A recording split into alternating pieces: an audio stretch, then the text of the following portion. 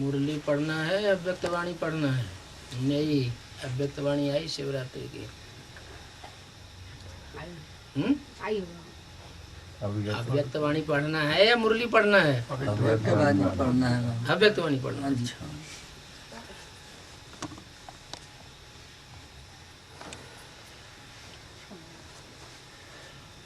ये अव्यक्तवाणी है 11/2/10 की। हेडिंग दिया है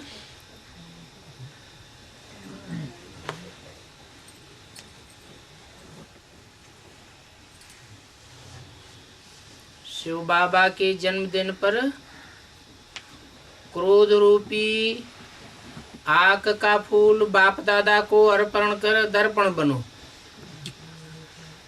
पवित्र प्रवृत्ति के प्रत्यक्ष प्रमाण द्वारा प्रत्यक्षता को समीप लाओ। आज सभी बच्चे सन्मुख बैठे हुए हैं और देश विदेश में बैठे हुए चारों ओर के बच्चे बहुत खुशी से बाप का और अपना जन्मदिन मनाने की अनेक बधाइयां मुबारकें दे रहे हैं। आप सन्मुख बैठे हो और दूर दूर से साइंस के साधनों द्वारा सभी बच्चे खुशी खुशी से दिल की मुबारकें दे रहे हैं। आप सभी जो यहाँ आए हैं वो बाप का जन्मदिन मनाने आए हैं, तो बाप का ही मनाने आए हैं या अपना भी मनाने आए हैं? क्योंकि ये जयंती विचित्र जयंती है। क्यों विचित्र है?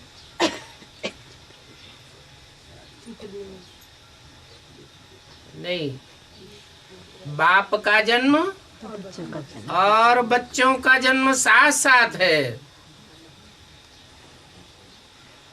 कौन से हैं बच्चे? 500 करोड़ है? रूहानी बच्चे। हाँ, 500 करोड़ रूह नहीं है, है? सम्मुख बैठे हैं। अच्छा, सन्मुख बैठे। तो सन्मुख बैठे हुए सिर्फ नेपाल वाले बच्चे होते हैं क्या? है? और बाकी दुनिया में कहीं नहीं है? तो साथ साथ जिनका जन्मदिन मनाया जाता है, और मनाने की बात तो भक्ति मार्ग में होती है।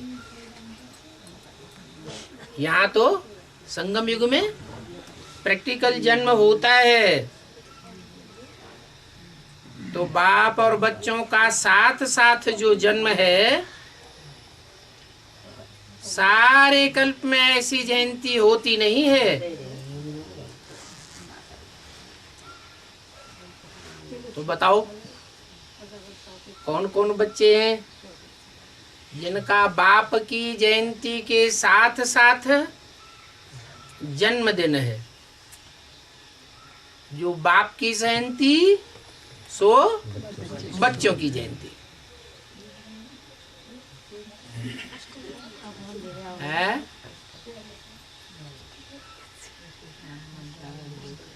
सिर्फ अष्टदेव।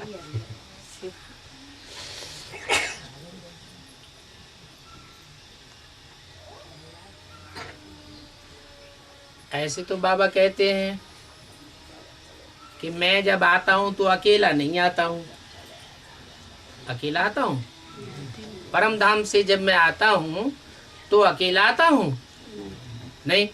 कौन कौन है? त्रिमूर्ति के साथ आता हूं। तो 3 मूर्तियां ब्रह्मा विष्णु शंकर, इनका भी तो जन्म साथ ही साथ है। जब आता हूं तो ऐसे नहीं कि ब्रह्मा के तन में ही आता हूं, विष्णु को छोड़ देता हूं या शंकर को छोड़ देता हूं। नहीं, जब आता हूं तो तीनों ही मूर्तियां साथ में होती हैं। याद है? तीनों ही मूर्तियां साथ होती हैं। तो कहेंगे कि चार आत्माओं का जन्म साथ साथ है। शिव का जन्म, शंकर का जन्म, विष्णु कोई देवता तो होता नहीं है। हाँ, ये कहेंगे वैष्णव देवी, क्योंकि विष्णु प्रैक्टिकल संस्कारों वाला है। प्रैक्टिकल पहले होता है या बाद में होता है? बाद में होता है। तो विष्णु जो बाद में प्रत्यक्ष होता है, उसके साथ भी आता हूं। और ब्रह्मा के साथ, ब्रह्मा के बगैर तो शिव आते ही नहीं है। जब आता हूं तो जिस तन में आता हूं उसका नाम ब्रह्मा रखना पड़े। चाहे सुनाने के लिए आऊं, चाहे समझाने के लिए आऊं, चाहे प्रैक्टिकल कर्म कराने के लिए आऊं, करने के लिए आऊं, साथ होना जरूरी है ब्रह्मा के रूप में। क्यों? क्योंकि गाया हुआ है ब्रह्मा सो विष्णु। तो ब्रह्मा एक हुआ या अनेक हुए? है? ब्रह्मा सो विष्णु। अब विष्णु की तो चार भुजाएं हैं, है तो ब्रह्मा की भी चार भुजाएं, तो विष्णु की भी चार भुजाएं। भुजाएं कोई जड़ भुजाएं हैं या चैतन्य भुजाएं हैं? चैतन्य भुजाएं हैं, तो जरूर चैतन्य आत्माएं भी होंगी। तो चार चैतन्य आत्माएं और भुजाएं अपने आप चलती हैं कि चलाने वाला होता है? कोई चलाने वाला तो चाहिए। तो उन चार भुजाओं को चलाने वाला एक, और वो कौन है? शिव बाबा विष्णु बनता है? हैं? अरे शिव बाबा विष्णु बनता है? बनता है? अरे प्रजापिता। हाँ, प्रजापिता ब्रह्मा, वो तो ब्रह्मा है। वही मेन हो गया। हाँ, क्योंकि उसके द्वारा बीज डालते हैं आदि में। पिता के द्वारा बीज डाला जाता है ना, आदि में बीज डालते हैं, मध्य में समझाते हैं टीचर के रूप में, अंत में वर्षा भी देते हैं। तो प्रजापिता तो है, लेकिन प्रजापिता के साथ पिता तो पुरुष होता है या स्त्री होती है? हैं? पुरुष। और पुरुष सब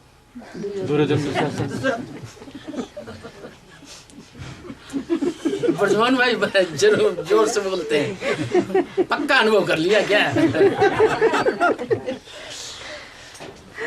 दुर्योधन सब दुशासन, तो उनके द्वारा तो काम होने वाला नहीं है। काम क्या होना है? नरक को स्वर्ग बनाना। तो ये बाप की बात तो है नहीं। कलश किसके ऊपर रखा है? कन्याओं माताओं के ऊपर कलश रखा है। तो कन्याओं माताओं के रूप में कोई माताएं होनी चाहिए जो ब्रह्मा के रूप में पार्ट बजावे। तो यज्ञ के आदि में भी माताएं कोई प्रसिद्ध हैं कि नहीं है? कितनी? दो माताएं थी। एक तो बोल बोल करने वाली, और दूसरी बोल बोल नहीं कर रही थी, क्योंकि भारत माताओं की खास विशेषता है क्या? हाँ, सहनशीलता तो है। सहनशीलता ब्रह्मा का पुरुष तन था, तो सहनशीलता नहीं थी क्या? उनसे ज्यादा तो सहनशीलता जगदम्बा में भी नहीं। और उनसे ज्यादा सहनशीलता जो वैष्णो देवी का पार्ट बजाती है, उसमें कहेंगे? हैं? उसमें भी नहीं कहेंगे। ब्रह्मा ने पुरुष चोला होते हुए जितना सहन किया बच्चों का, उतना प्रैक्टिकल जीवन में और किसी ने सहन ही नहीं किया। इसलिए सतयुग में जब कृष्ण बच्चे के रूप में जन्म लेते हैं तो पहला पत्ता है ना सृष्टि का, पहला पत्ता ज्यादा सात्विक होगा या दूसरा चौथा आसवा 550 करोड़ सावन 550 करोड़वा? पहला पत्ता ज्यादा सात्विक। तो बाप की सारी ताकत किसमें आती है? पहले बच्चे में आ जाती है। तो वो ताकत कौन सी ताकत थी? संगम युग में कौन सा पुरुषार्थ किया जो ये ताकत आ गई? नहीं, प्योरिटी की नहीं, हाँ, सहन शक्ति की ताकत। तो ब्रह्मा ने सहन तो किया, वो बात नहीं, लेकिन प्रैक्टिकल स्वर्ग स्थापन करके नहीं दिखाया। तो वो शक्ति जो है वो प्योरिटी में है। वो प्योरिटी की पावर माताओं में होती है, ब्रह्मा में या प्रजापिता में नहीं कह सकते। तो वो शक्ति जो वैष्णवी देवी अथवा ब्रह्मा की वो रूप, 5 मुख दिखाते हैं ब्रह्मा को, तो ब्रह्मा का वो रूप जो प्रैक्टिकल करके दिखाता है, वो वैष्णवी शक्ति कहो, वैष्णव देवी कहो, ब्रह्मा का वो प्रैक्टिकल रूप कहो, मुख से बोले ना, मुख से बोलना बड़ी बात या प्रैक्टिकल कर्म करके दिखाना बड़ी बात? असर ज्यादा किसका पड़ता है? करके दिखाएंगे। जो करके दिखाए उसका ज्यादा असर पड़ता है। तो प्रैक्टिकल कर्म करके जिसने दिखाया, प्रैक्टिकल पार्टी कहते हैं। एडवांस पार्टी के 3 ग्रुप, एक प्लानिंग ग्रुप रुद्रमाला, दूसरा इंस्पिरेटिंग ग्रुप जो प्रवेश करने वाली आत्मा इंस्पिरेट करती है जैसे ब्रह्मा सरस्वती, और तीसरा प्रैक्टिकल करने वाला। तो जो प्रैक्टिकल ग्रुप में वो ब्रह्मा का चेहरा है जो आखिरी विष्णु बनता है, तब प्रजापिता का भी काम पूरा होता है और दादा लेखराज ब्रह्मा का भी काम पूरा होता। और दादा लेखराज ब्रह्मा को सहयोगी के रूप में, सहयोग शक्ति के रूप में किसने विशेष कार्य करके दिखाया? कौन ब्रह्मा कुमार कुमारी था? कोई तो होगा जिसने ब्रह्मा को 100% योगदान दिया, सहयोगी। न वैष्णवी देवी ने दिया, न प्रजापिता ने दिया, न जगदम्बा ने दिया। किसने दिया? मम्मा ने फॉलो करके दिखाया। तो वो भी तो एक विशेषता है ना ब्रह्मा के चेहरे की, वो भी एक चेहरा है। तो ये 5 ब्रह्मा के मुख हैं और 5 ही विष्णु में कार्य करने वाली विष्णु रूप आत्माएं हैं। अभी विष्णु की प्रत्यक्षता हुई है क्या? है? तीसरी मूर्ति प्रैक्टिकल मैदान में आई। चलो बुद्धि में तो प्रत्यक्ष हो गई, बुद्धि में प्रत्यक्ष होना कि अमुक आत्मा के द्वारा ये पाठ चलने वाला है, ये बात अलग। लेकिन प्रैक्टिकल मैदान में स्टेज पर आकर के पार्ट बजा रही है, नहीं बजा रही। तो प्रैक्टिकल मैदान में आकर के जब पार्ट बजावे, प्रैक्टिकल प्रत्यक्षता करके दिखावे, तो ये हेडिंग की बात पूरी होती है कि बाप की प्रत्यक्षता का काम पूरा हो गया। तो श्रेय किसको मिला प्रत्यक्षता का विशेष? मम्मा। कौन सी मम्मा को? वैष्णवी शक्ति। छोटी माँ जो लक्ष्मी के रूप में प्रत्यक्ष हो, उसको ये श्रेय मिलता है प्रैक्टिकल संसार में बाप की प्रत्यक्षता करने का। तो प्रैक्टिकल प्रमाण ही तो प्रत्यक्ष प्रमाण है। बड़े बड़े साधु, सन्यासी, धर्मपिताएं, महात्माएं, ऋषि मुनि, सन्यासियों ने कितना भाषणबाजी की है। क्या भगवान बाप को प्रत्यक्ष कर सके संसार में? नहीं। तो बोल बोल करने की कोई खासियत नहीं है। खासियत किस बात में है? प्रैक्टिकल प्रूफ दे के दिखाए अपने प्रैक्टिकल जीवन का, उसको कहेंगे विशेषता, जो विशेषता और किसी में नहीं आई। तो कितनी आत्माएं हुई? विष्णु के रूप में प्रत्यक्ष होने वाली 5 आत्माएं। जब शिव प्रत्यक्ष होगा, वो तो बिंदी है, मेरी तो बिंदी का ही नाम शिव है, वो कभी बदलता नहीं। तो बिंदी तो कैसे देखने में आएगी? पता नहीं चलेगी। 500 करोड़ आत्माएं, सब बिंदी, कीड़े मकोड़े, पशु पक्षी, सब बिंदी। कैसे पता चले कौन बिंदी और कहां प्रत्यक्ष हुआ? तो जब विष्णु प्रत्यक्ष होता है तो शंकर की भी प्रत्यक्षता हो जाती है और ब्रह्मा की भी प्रत्यक्षता हो जाती है और वैष्णवी शक्ति के साथ साथ महालक्ष्मी जगदम्बा भी प्रत्यक्ष हो जाती है। तो ये 5 आत्माएं शिव जयंती के साथ विशेष रूप से जुड़ी हुई हैं।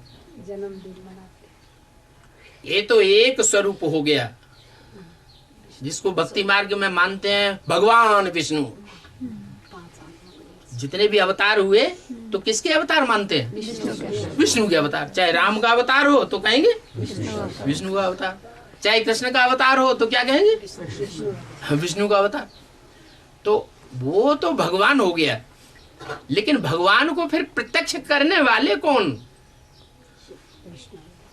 वो चाहिए या नहीं चाहिए अलग से, या भगवान अपने आप अपने को प्रत्यक्ष करेगा?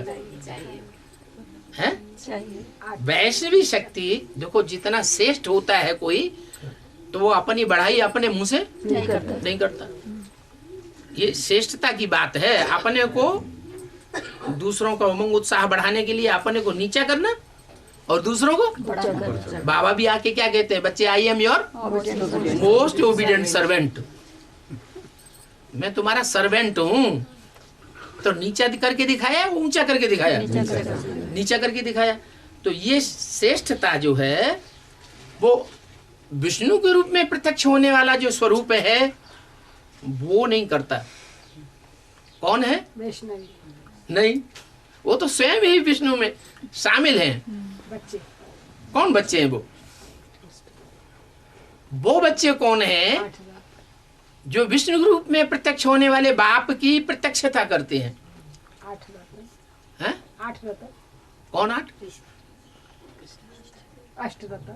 हाँ, जो अष्टदेव हैं वो बाप को प्रत्यक्ष करने के निमित्त बनते हैं। 8 धर्मों के 8 विशेष बीज रूप आत्माएं, जिन्हें उन धर्म वाले अपना क्या मानते हैं? पूर्वज मानते हैं। कि हमारे धर्म में सबसे पहले कौन पैदा हुआ? तो कहेंगे ये हुए। तो टोटल कितने हुए?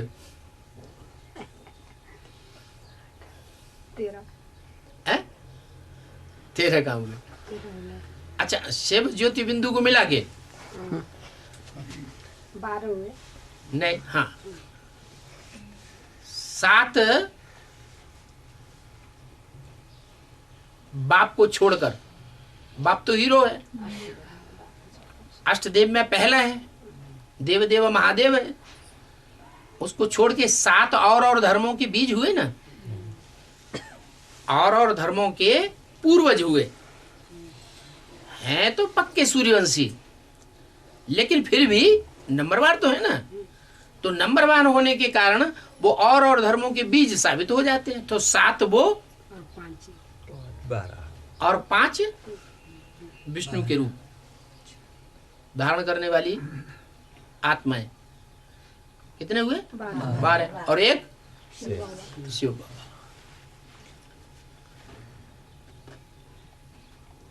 तो ये नई दुनिया की शुरुआत होती है, इनके बगैर नई दुनिया नहीं होती। तो भक्ति मार्ग में कहते हैं जब कोई मरता है तो नई दुनिया में जाएगा, उसकी दुनिया नई हो जाएगी कि नहीं, कि पुरानी दुनिया में रहेगा? कहीं दूसरी जगह जहां कहीं जन्म लेगा उसकी दुनिया नई होगी। तो नई दुनिया तब तक नहीं जाएगा जब तक 13वीं नहीं होगी। 13 ब्राह्मणों को खास खिलाते हैं। तो बोला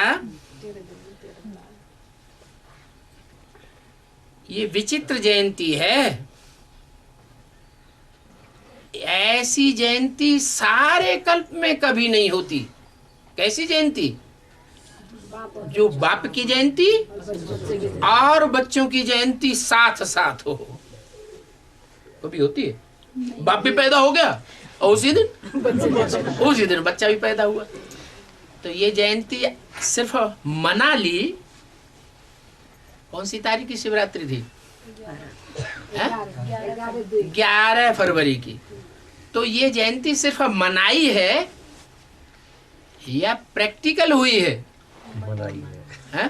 तो मनाई है, मनाई गई है, practical। मनाई गई है। वाणी तो ब्रह्मा कुमारियों के सामने बोली गई ना, है? तो वहां मनाने की बात बाबा ने बोली या प्रैक्टिकल जयंती हुई? मनाने की बात बोली कि तुम मनाए रहे हो।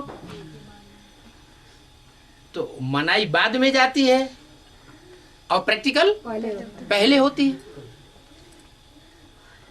तो ब्रह्मा कुमार कुमारियों को याद आ रहा है कि पहले कब हुई थी? उनको तो पता ही नहीं है।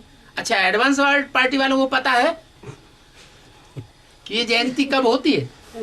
जहां बाप भी पैदा होता है और बच्चे भी पैदा होते हैं साथ ही साथ। है? पता चल गया? अच्छा बताओ, बताओ कब होती है? यज्ञ के शुरू में हुई थी। यज्ञ के शुरू में 18 हो गए, 13 हो गए थे। तेरे साथ जन्म ले लिए। मैंने मन बुद्धि से उस हिसाब से। मन बुद्धि से भी कैसे बताओ? इसे शुरू में भी तो 3 ही थे। 3 थे, ब्रह्मा, विष्णु, शंकर और चौथा शिव। 4 आत्माओं के अलावा और तो नहीं कहेंगे, और वो भी किसी ने पहचाना नहीं।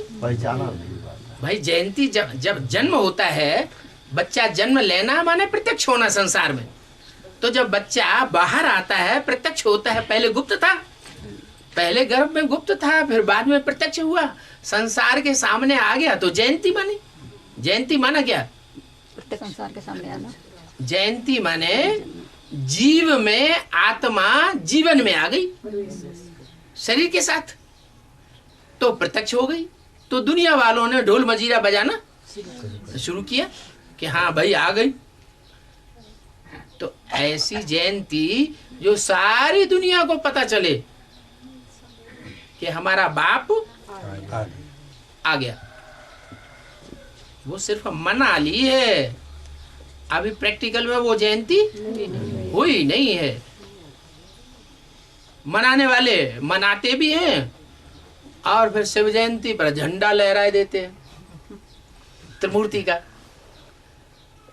तो कपड़े का झंडा लहराए देते हैं या चैतन्य शरीर रूपी वस्त्र संसार में बुलंद करते हैं। कपड़े का झंडा लहराए देते हैं। चैतन्य शरीर रूपी वस्त्र धारण करने वाली आत्मा तो संसार में बुलंद नहीं हुई, उनके नाम तो नहीं बुलंद होते।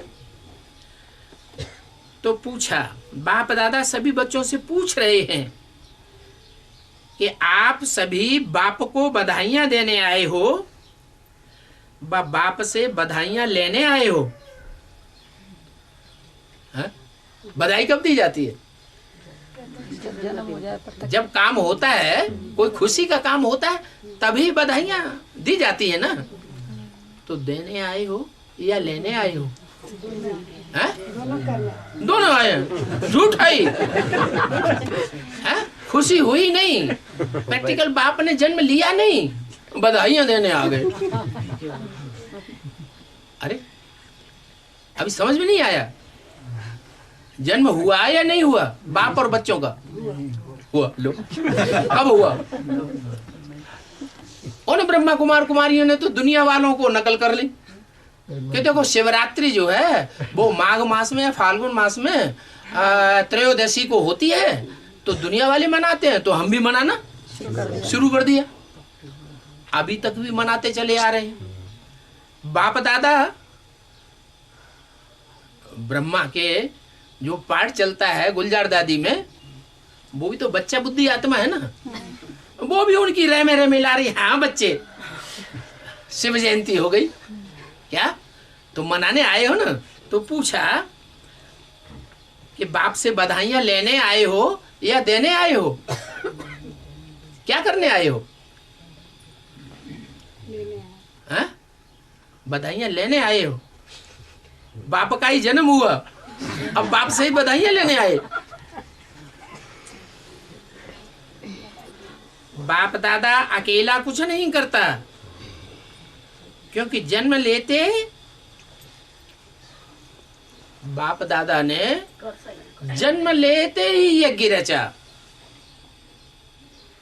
क्या कहा? बाप दादा ने क्या किया? जन्म लेते ही कुछ किया कि नहीं किया? यज्ञ रचा। यज्ञ माने क्या? स्वाहा स्वाहा करने वाला है? घी तिल स्वाहा करने वाला क्या आता है? क्या यज्ञ रचा? ज्ञान यज्ञ रचा। कैसे रचा है? अरे शिव परम धाम से आया और आकर के उसने ब्रह्मा बड़ी अम्मा में प्रवेश किया। दादा लिख रहा है प्रवेश किया? नहीं, जो बड़ी माँ का पाठधारी था उसमें प्रवेश किया। जो बड़ी माँ खूब बोल बोल करने में होशियार थी। क्या?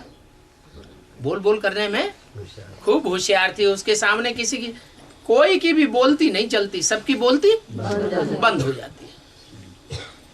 जब वो संपन्न स्टेज में पार्ट बजाती है संसार में, तो इतनी बड़ी जीव लेकर के पार्ट बजाती है कि सबकी बोलती सब, चाहे असुर हो चाहे देवता हो, कोई उसके सामने बोल बोल करने में आगे नहीं जा सकता। तो उसमें पहले प्रवेश किया और प्रवेश करके दादा लेखराज ब्रह्मा के साक्षात्कारों का रहस्य सुनाया या सिर्फ साक्षात्कारों की बात सुनाई? बात सुनाई। तो सुनने वाले कौन थे उस समय मौजूद? दो बच्चे थे। हैं? दो थे, प्रजापिता मौजूद था और वैष्णवी माँ जो छोटी माँ के रूप में संसार में प्रत्यक्ष होगी, वो भी जो नारी से लक्ष्मी बनती है, वो भी मौजूद थी। तो प्रवेश किया, सुनाना शुरू किया, तो सुनाने के साथ ही साथ प्रजापिता ने सुना ही सिर्फ या समझा भी? सुना भी और समझा भी, दोनों काम साथ हुए। माना बीज पड़ गया, ज्ञान का बीज पड़ा। ज्ञान यज्ञ रचा ना, तो ज्ञान का बीज सबसे पहले किस में पड़ा? इसलिए गीता में लिखा है, मैं जब आता हूं तो सबसे पहले सूर्य को ज्ञान देता हूं। दादा लेखराज को नहीं देता हूं क्या? ओम राधे मम्मा के को वो ज्ञान का बीज नहीं पड़ता पहले? जगदम्बा को भी वो ज्ञान का बीज नहीं पड़ता। वो सिर्फ सुनती है, सुनाती है। वो भक्ति का बीज डालने के निमित्त बनी या ज्ञान का बीज डालने के निमित्त बनी? भक्ति का बीज डाला गया उसके द्वारा। ज्ञान का बीज किस में पड़ा? प्रजापिता में। उसी तत्क्षण जैसे ही बड़ी माँ में प्रवेश किया, सुनाया, उसी क्षण प्रजापिता में प्रवेश किया समझने और समझाने के लिए। तो दो कार्य हुए, एक सुनना सुनाना और दूसरा समझना समझाना। एक को कहते हैं ज्ञान और एक को कहते हैं भक्ति। ये दोनों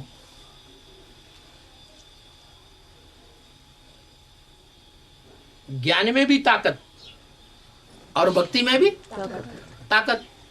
लेकिन भक्ति में रावण की ताकत या ईश्वर की ताकत? रावण की शक्ति होती है। और ज्ञान में ईश्वरीय शक्ति होती है। तो साथ ही साथ सुना, साथ ही साथ समझा और साथ ही साथ समझाया भी। किन साक्षात्कारों का ये अर्थ हुआ। तो बताया कि जन्म लेते ही यज्ञ रचा, ज्ञान यज्ञ की रचना हो गई। ज्ञान का बीज पड़ गया। एक में ही पड़ा या औरों में भी पड़ा? एक में ही पड़ा। एक में ज्ञान का बीज पड़ा। तो यज्ञ में ब्राह्मण चाहिए। पहला पहला ब्राह्मण कौन हुआ? पहला ब्राह्मण प्रजापिता हुआ। ब्राह्मण चाहिए तो आपका भी जन्म बाप के साथ हुआ।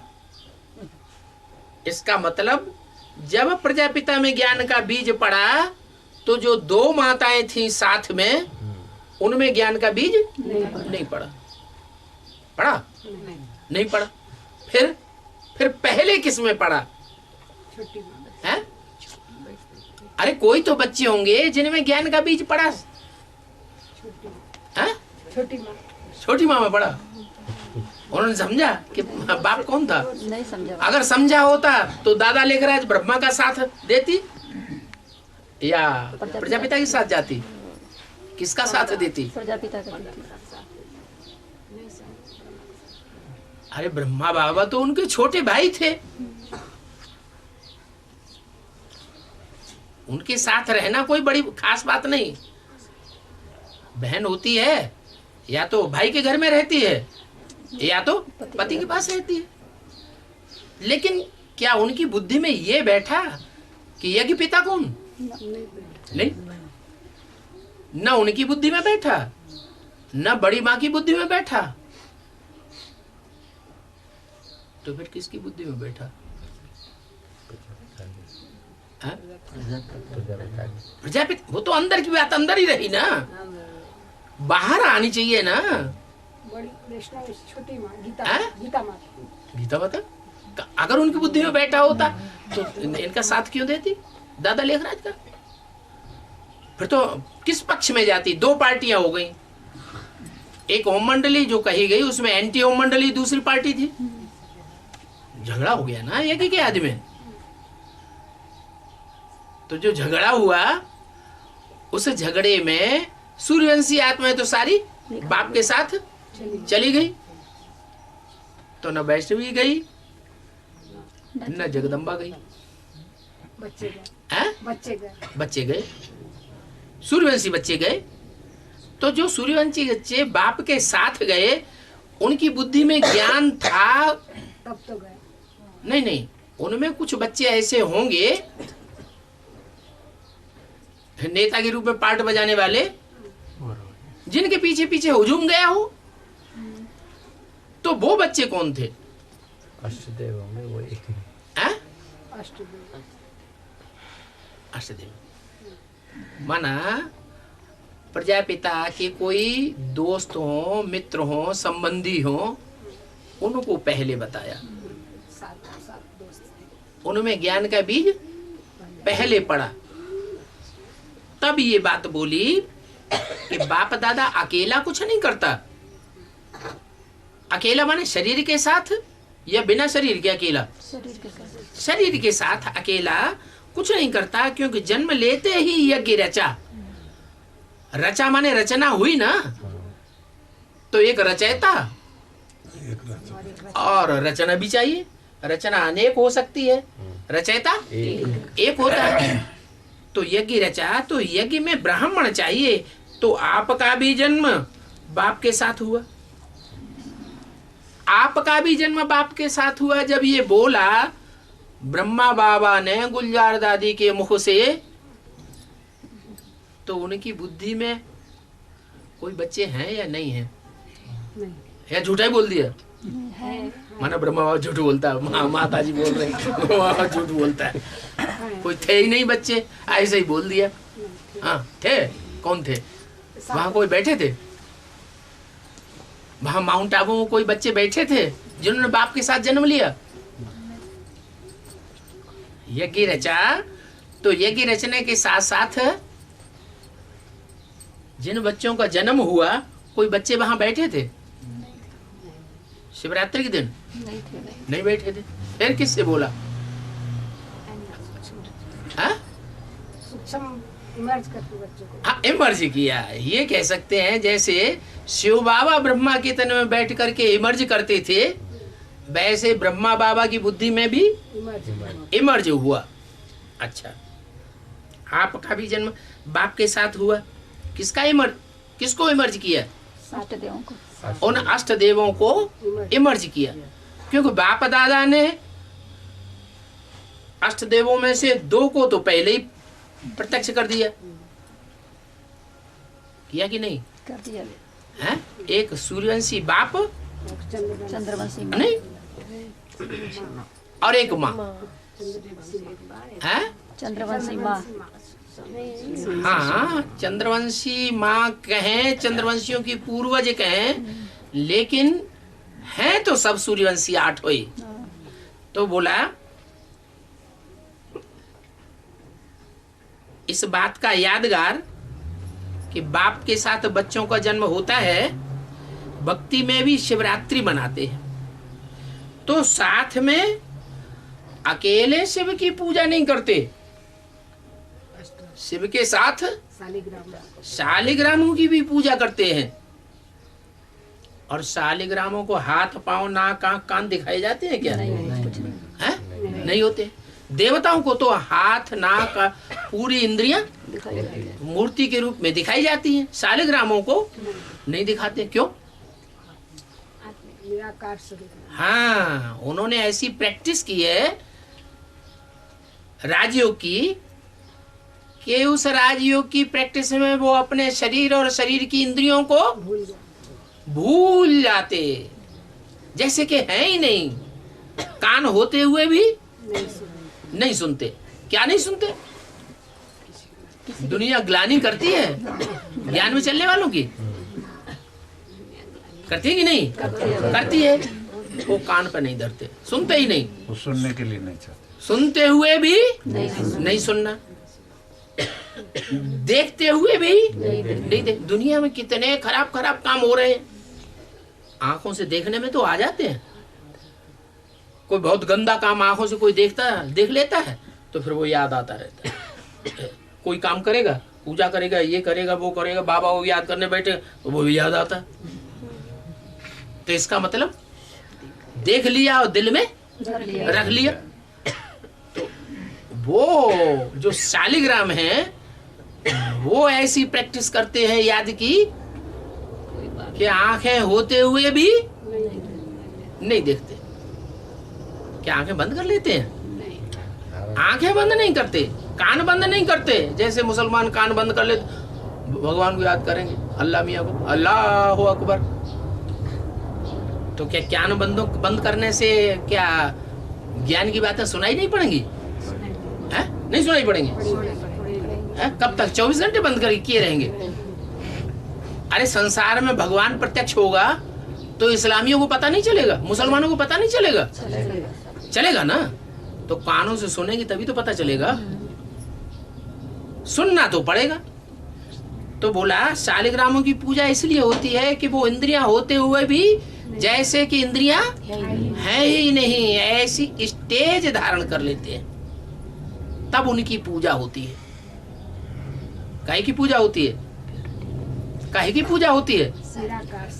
शालिग्राम की पूजा होती है, उनकी इंद्रियों की पूजा नहीं होती। देवताओं की इंद्रियों की पूजा होती है। कमल नयन कहेंगे, कमल मुख कहेंगे, कमल पाद कहेंगे, हस्त कमल कहेंगे, पूजा करेंगे, फूल रख देंगे, पत्थर रख देंगे, जल चढ़केंगे, मिष्ठान चढ़ा देंगे। लेकिन शालिग्रामों की और शिव की पूजा ऐसे नहीं होती। क्यों नहीं पूजा होती? उनकी इंद्रियों की नहीं, इंद्रियां नहीं होती हैं। इंद्रियां तो होती हैं, लेकिन इंद्रियां होते हुए भी वो इंद्रियां जो है वो कर्म ऐसे कर रही हैं जैसे कि शिव ने पार्ट बजाया। शिव ने क्या पार्ट बजाया? जलाधारी दिखाते हैं ना, तो जलाधारी में देखते रहते हुए भी लिंग दिखाई पड़ रहा है लोगों को। तो जो चीज आंखों से देखेंगे तो मानने के लिए तैयार होंगे, हैं? उसे विकारी मानेंगे या निर्विकारी मानेंगे? विकारी मानते हैं, इसलिए पूजा नहीं करते। किसकी? इंद्रियों की पूजा नहीं करते। इंद्रियों की पूजा नहीं करते। शिव का सिर्फ लिंग ही पूजा जाता है। ऐसे ही शिव के साथ जो प्रत्यक्ष होने वाले बच्चे हैं, वो बच्चे भी जो 8 धर्मों के पूर्वज हैं, उन्होंने भी ऐसी स्टेज धारण की है, निराकारी स्टेज, कि उनका लिंग ही पूजा जाता है। इसलिए 12 लिंग हैं जिनकी पूजा होती है। उन लिंगों में हाथ पांव नाक कान नहीं दिखाए जाते, सिर्फ शिवलिंग की पूजा होती है। तो बताया, यादगार भक्ति मार्ग में शिवरात्रि मनाते हैं तो साथ में शालिग्रामों की पूजा करते हैं। अनेक शालिग्रामों को पूजते हैं। क्या? 1-2 को नहीं, कितने? पशुपति में 1 से 8 शालिग्राम दिखाते हैं। वो तो पहले 108, पहले 8, फिर 108, फिर संख्या और बढ़ती है। बढ़ते बढ़ते आखिरी में कितनी हो जाती है? रुद्र यज्ञ रचते हैं तो लाख शालिग्राम बनाते हैं। तो शालिग्राम को पूछते हैं। तो ये जयंती वंडरफुल जयंती है, इसलिए इस जयंती को हीरे तुल्य जयंती कहा जाता है। जिनका जन्म हुआ, जो संसार में प्रत्यक्ष होते हैं। संसार में कितने सितारे हैं जो विनाश के टाइम पर चमक मारते रहेंगे सारी दुनिया में? 9 लाख। नहीं, 9 लाख को तो शरीर ही नहीं होता। 4.5 अभी शरीर ब्रह्मा ने छोड़ दिया तो वो सितारा होगा क्या? देखने में आएगा? नहीं। हाँ, जिसमें प्रवेश करता है वो देखने में आएगा। तो 4.5 लाख ऐसे हैं जो नंबरवार सेवा करने वाले, ज्ञान की सेवा करने वाले, ज्ञान की चमक मारने वाले सितारे हैं।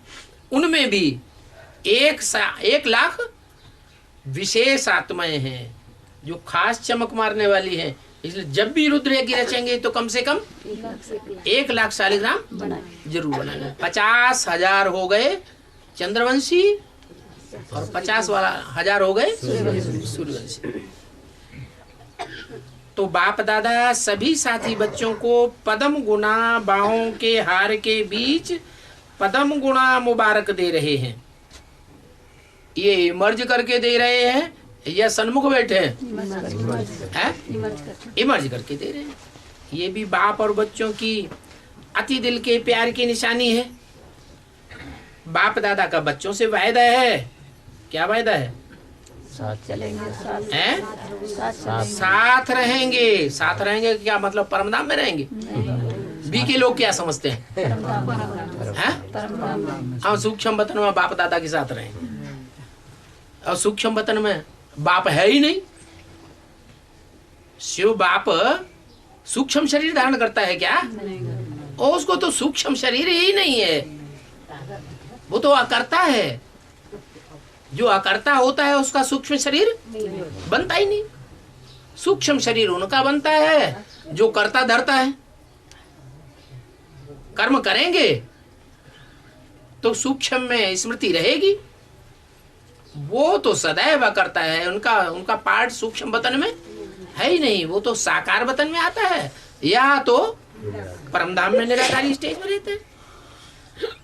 तो बाप दादा का बच्चों से वायदा है, साथ रहेंगे। माने शिव ज्योति बिंदु की बात नहीं है, किसकी बात है? साकार में जो बाप है, राम बाप, और दादा कृष्ण वाली आत्मा, वो साथ रहेंगे और साथ ही चलेंगे। कहाँ चलेंगे? परमधाम में भी साथ चलेंगे और नई दुनिया में भी साथ चलेंगे। तो बोलो, बच्चों का भी बाप के साथ वायदा है ना? क्या साथ चलेंगे, साथ आवेंगे? है? कि संगम पर साथ है, हमेशा साथ है? फिर 84 जन्म साथ नहीं निभाएंगे? निभाएंगे। कितने हैं जो साथ में 84 जन्म साथ निभाते हैं?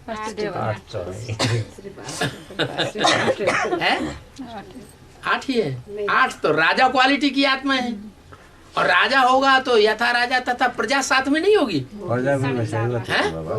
प्रजा राजा को छोड़ करके दूसरी जगह चली जाएगी। प्रजा भी वैसे ही होती है। प्रजा भी ऐसी अड़ियल होती है जैसे और धर्म वाले होते हैं ना। तो और धर्म वाले जब तक क्राइस्ट की सोल नहीं मानेगी, प्रत्यक्ष नहीं हो जाएगी संसार में, तब तक वो क्रिश्चियन धर्म के अलावा और कोई धर्म को मानने वाले नहीं है। ऐसे ही मुसलमान बड़े जिद्दी, बहुत अड़ियल। दूसरे धर्म वाले तो अड़ियल होते ही हैं, वो अपने धर्म को कभी छोड़ते ही नहीं। छोड़ते कौन है? हिंदू छोड़, भारतवासी छोड़ते। भारतवासी उनको मुसलमान लोग कहते हैं काफिर है, काफिर। कहां कहां फिरते रहते हैं, किस किस धर्म में माता मारते रहते हैं। तो बताया, बोलो, बच्चों का भी बाप से वायदा है ना? क्या वायदा? कि सदा साथ रहेंगे, सिर्फ संगम में नहीं, सदा 84 जन्म भी साथ साथ रहेंगे। या ऐसे समझते हो सिर्फ संगम में साथ रहेंगे? नहीं 84 जन्म कितने रहेंगे? 4.5 हैं? 4.5 लाख 4.5 लाख 84 जन्म साथ रहेंगे।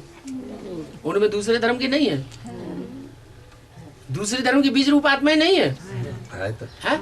उनमें दूसरे धर्म का छिलका नहीं चढ़ा हुआ है, देहाभिमान का। चढ़ा हुआ है। तो कैसे चढ़ गया? अगर वो छोड़ के नहीं गए दूसरे धर्म में, तो दूसरे धर्म का छिलका कैसे चढ़ गया? छोड़कर चले गए। छोड़ के चले गए। माने 4.5 लाख की बात नहीं है। 108 108 तो राजा क्वालिटी के हैं, उनकी तो बात छोड़ दो। 16,000 हैं? 16,000 16,000 में तो दास दासी बनने वाले भी बैठे। क्या? इसलिए बाबा ने बोला कि दास दासी बनने से होता है अच्छा, साहूकार प्रजा में आना। 16,000 की लिस्ट में जाने का लक्ष्य लेने से तो अच्छा है कि प्रजा वर्ग में साहूकार बनते रहे। ऐसा सरेंडर होना ठीक है नहीं। सरेंडर हुए और उल्टे उल्टे काम किए, आज्ञाकारी की जगह अवज्ञाकारी बनते रहे, वफादार की तरह जगह बेवफा बनते रहे।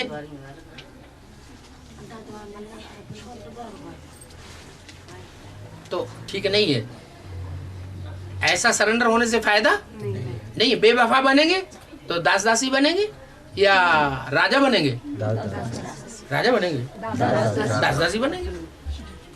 तो बाप का बच्चों के साथ वायदा है ना कि संगम पर साथ है नहीं, साथ साथ रहना भी है और विश्व सेवा भी साथ में है।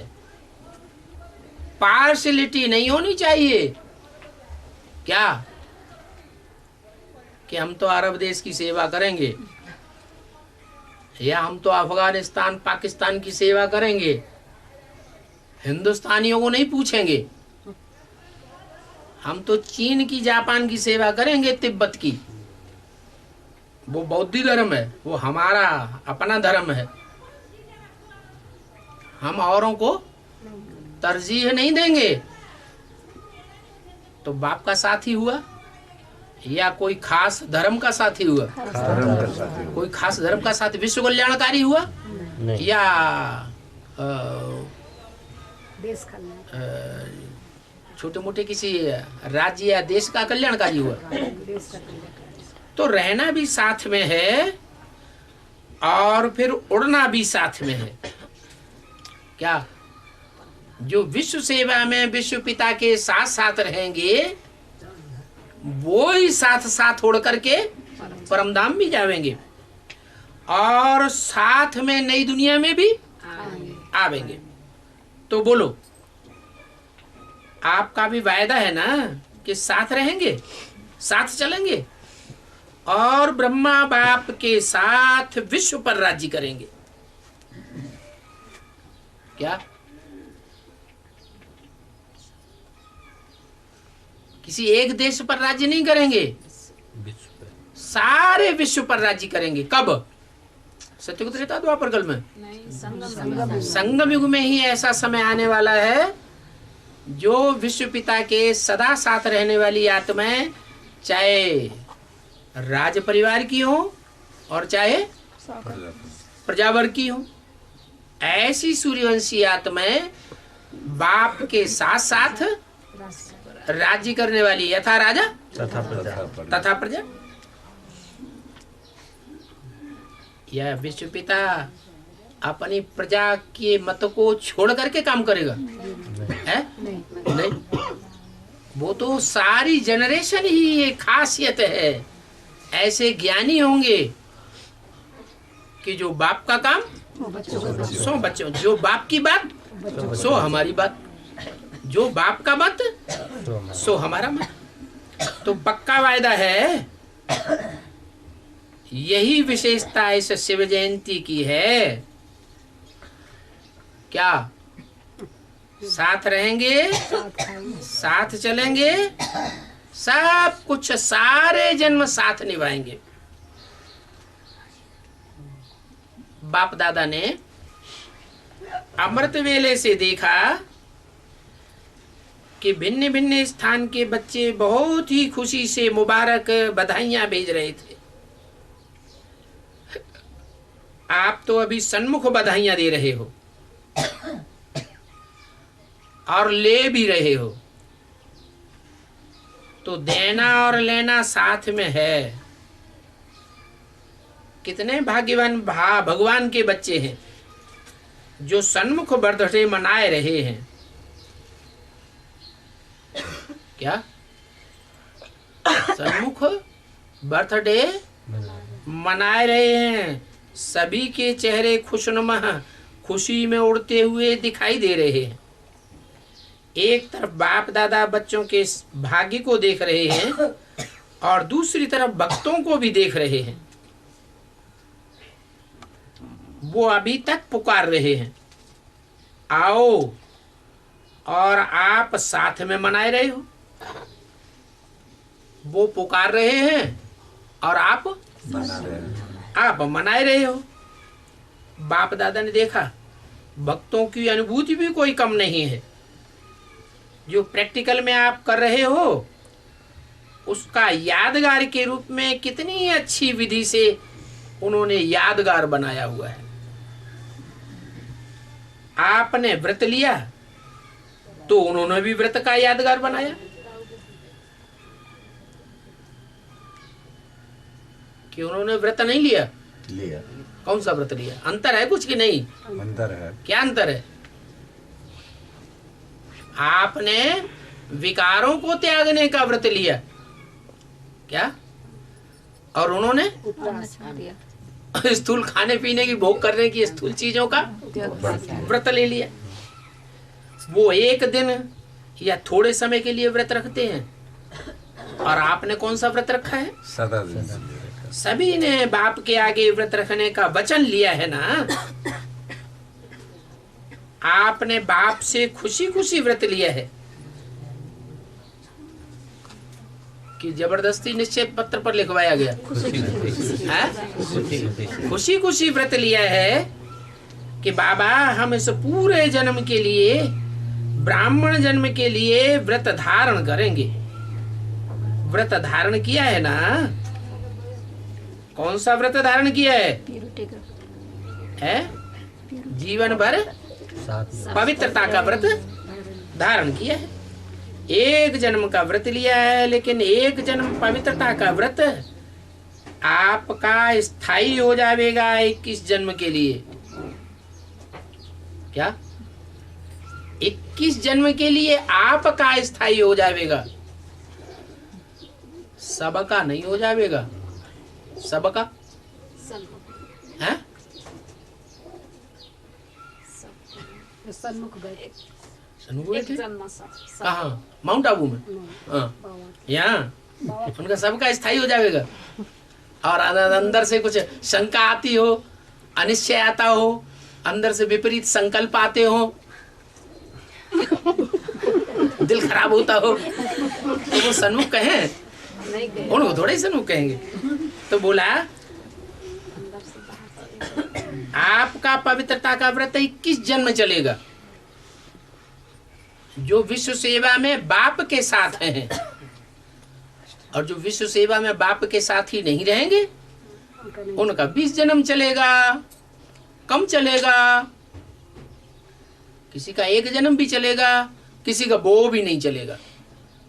अगर द्वापर में जन्म लेने वाली आत्माएं होंगी तो उनका कोई जन्म चलेगा व्रत पवित्रता का? नहीं चलेगा। वो थोड़े समय के लिए खाने पीने और जागरण का कार्य करते हैं भगत लोग। शिवरात्रि पर 12 बजे तो खा लेते हैं ना, लेकिन आप सभी के एक जन्म के जागरण से, अर्थात अंधकार से रोशनी में आ गए, और ये जागरण भी आपका 21 जन्म चलेगा। ओहो, क्या कहा? माँ सोने ही नहीं देंगे है? कोई कोई तो डर जाते हैं, क्या अरे सतयुग में सोना ही नहीं होगा, जागते ही रहेंगे, बहुत थकान हो जाएगी। भाई हम सतयुग में नहीं जाएंगे। दुनिया में लोग कहते हैं आराम बड़ी चीज है, मुंह ढक के सोइए। आराम नहीं मिले तो कितना बेचैनी हो जाती है। नहीं होती है बाबा, नहीं सोने से नहीं होती। नहीं था हम अच्छा, दो जा- रात नहीं सोए। अच्छा कितने दिन से जाग रहे हैं? 2 दिन से जाग रहे हैं, बस 2 दिन का जागरण। 2-3 घंटा सोने से, बस 2 घंटा सोने से नींद पूरी जाए। 2 घंटे सोते हैं ना। 2 घंटे। बाबा ने तो कहा है कि आगे चल के तुम बच्चों की नींद ऐसी हो जाएगी कि 10 मिनट सो लेंगे, बस 24 घंटे की नींद आपकी। तो सोना तो पड़ता है आज ना, 2 लेकिन वहां तो सोना ही नहीं पड़ेगा। वहां तो सोना ही खत्म, क्योंकि वहां थकान होगी नहीं रात भी तो नहीं होगा, है। दिन ही दिन होगा, रात नहीं होगा।